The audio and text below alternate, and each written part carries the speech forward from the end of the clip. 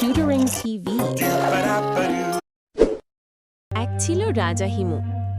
রাজা খুব ভালো মনের মানুষ ছিল এবং রাজা বুদ্ধিমান ব্যক্তিও ছিলেন বটে। রাজা একদিন মন্ত্রীনের সঙ্গে পরামর্শ করছিল। রাজা হিমু থাকতেন এক সুন্দর রাজপ্রাসাদে। রাজপ্রাসাদটা এত সুন্দর যে সেখানকার প্রকৃতিও মুগ্ধ হয়ে যায় রাজপ্রাসাদের প্রতি।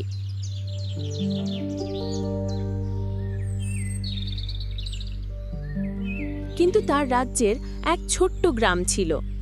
গ্রামটির নাম সোনাপুর গ্রাম। সেই গ্রামে মুন্না ও তার স্ত্রী গিন্নি বসবাস করত। গ্রামের লোকেরা ছিল খুব গরিব, কিন্তু সবাই তাদের জীবন আনন্দ ও মজা করে একসাথে মিলেমিশে থাকত। রাজা রাজপ্রাসাদের এদিক ওদিক হাঁটতে লাগলেন আর ভাবতে লাগলেন।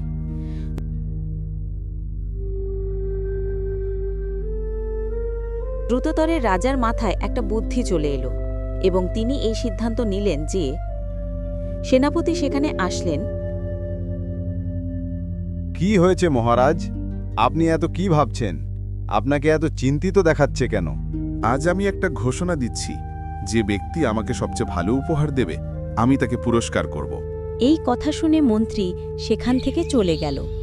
শোনো শোনো শোনো গ্রামবাসীও, মহারাজাকে যে ব্যক্তি ভালো উপহার দেবে তাকে তিনি পুরস্কারিত করবে।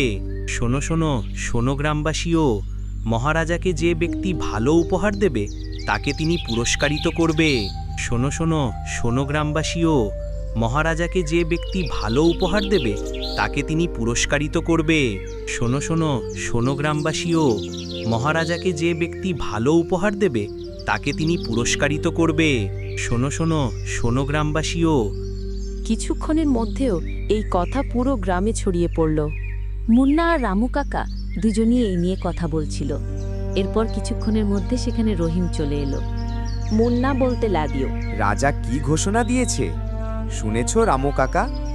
যে ব্যক্তি রাজাকে সবচেয়ে ভালো উপহার দেবে তাকে তিনি পুরস্কৃত করবে।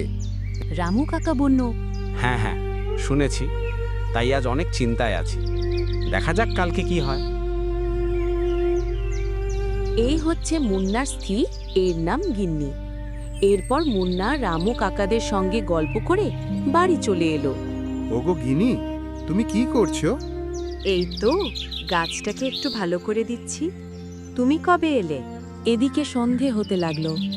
মুন্না ও তার স্ত্রী গিন্নি দুজনেই হাঁটতে হাঁটতে তাদের ঘরের ভেতরে গেল। গিন্নি, কাল একটু সকাল সকাল উঠতে হবে, রাজার কাছে যেতে হবে তো। ঠিক আছে, তাহলে তুমি ঘুমিয়ে পড়ো কেমন? আমি তোমার মাথা টিপে দিচ্ছি। এরপর মুন্না ঘুমিয়ে পড়ল এবং গিন্নি তার পাশে বসে মাথায় হাত বুলিয়ে দিতে লাগল। পরের দিন সকাল হলে গ্রামের সবাই রাজার কাছে দলে দলে যেতে লাগল।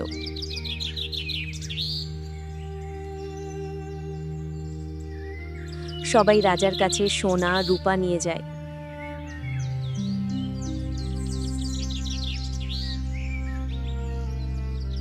মাত্র মুন্না হাতে একটা ঝুড়ি রাজার কাছে নিয়ে যায়। ঝুড়িতে ছিল শাকসবজি আর দুধ।